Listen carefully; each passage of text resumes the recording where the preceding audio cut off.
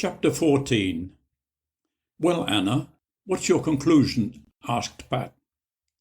"I've no doubt it's a mix between a herbarium and a pharmacopoeia. The illustrations were drawn from living or dried plants. As far as the texts go, they describe applications to human illnesses. In short, it's an Aztec compendium of plants and their medicinal uses." "Medicinal? Yes. A pharmacopoeia contains instructions for the identification of medicines derived from animals, minerals, and in this case plants, of which there are hundreds in the Codex. It's a truly remarkable document." Pat listened attentively. "For example, there's a remedy for constipation, another for what I believe is glaucoma, and there's even one for long life." Pat was suddenly very attentive. His thoughts switched to LifeGen, his company at Sophia Antipolis, a science pole situated in Provence between Nice and Cannes. LifeGen was a scientific facility specialized in research into longevity and life extension, subjects dear to Pat's heart. She explained Aztec civilization had been highly developed, and even though ferrous metallurgy was unknown to them, their sophisticated system of medicine based on plants and herbs was extraordinarily advanced, as witnessed by other surviving documents dating from before and immediately after the conquest. Anna recounted how the Libellus de Medicinalibus Indorum Herbis, written in 1552 by Martin de la Cruz, a Christianized Aztec, was one of the best-known texts. Friar Bernardino de Sahagun's treatise on Aztec life also contained a book with a large section devoted to medicinal herbs. In addition, there was Rerum Medicarum Novia Hispania Thesaurus, composed by Francisco Hernandez de Toledo, a physician who in 1570 took part in the first scientific expedition to the New World, which undertook the study of its medicinal plants and animals. His work described more than 3,000 Mexican plants.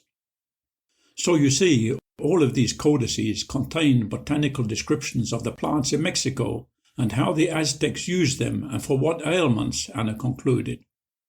Pat nodded. It was as if he already knew. "There's one thing that's puzzling me," Anna said. "Fire ahead, Anna. How does all of this interest LifeGen?" Pat looked a little uneasy, as though he was taking a decision. "This is strictly confidential, Anna," he said softly. "You know, LifeGen was founded as a research center for gerontology. Well, it's a little bit more than that. We have an objective, which we believe is realistic." She looked at him, concentrating her thoughts. She knew Pat Kennedy well. He was no ordinary man, and he was about to reveal something she suspected he had been hiding for some time. "We have called it the Gilgamesh Project." "Gilgamesh? You mean the epic?" asked Anna unbelievingly. "Yes," replied Pat, a little crestfallen by her reaction.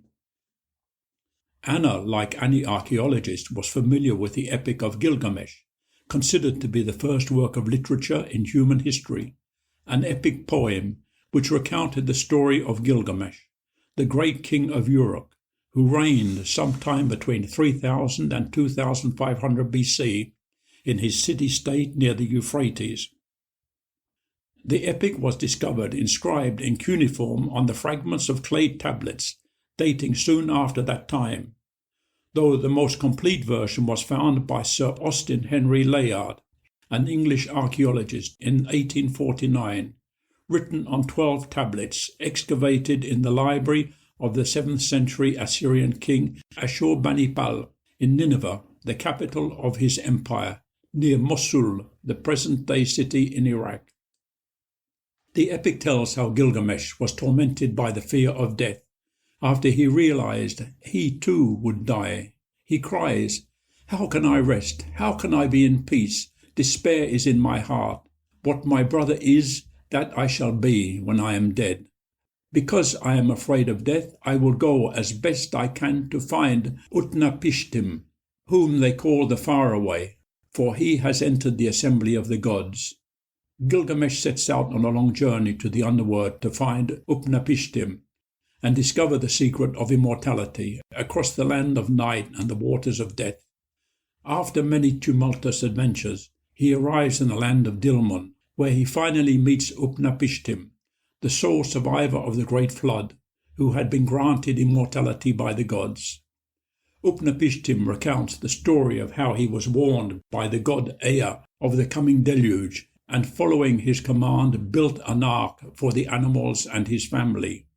He then tells Gilgamesh eternal life will be granted if the great king can stay awake for the next 6 days, but Gilgamesh falls asleep at once.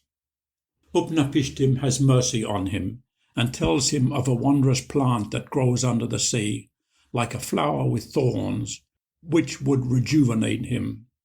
Gilgamesh plucks the plant by binding stones to his feet to allow him to walk on the bottom of the sea. With it, he plans to use the flower to make the old men of the city of Uruk young again, and then himself.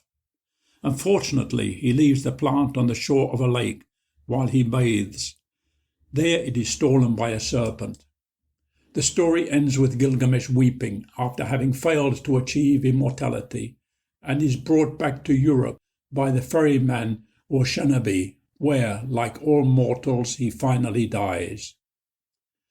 Pat admitted the goal of LifeGen was to discover the mechanisms to reverse aging, and if not mortality, then great age, without the ravages and decay that had always been the scourge of human aging.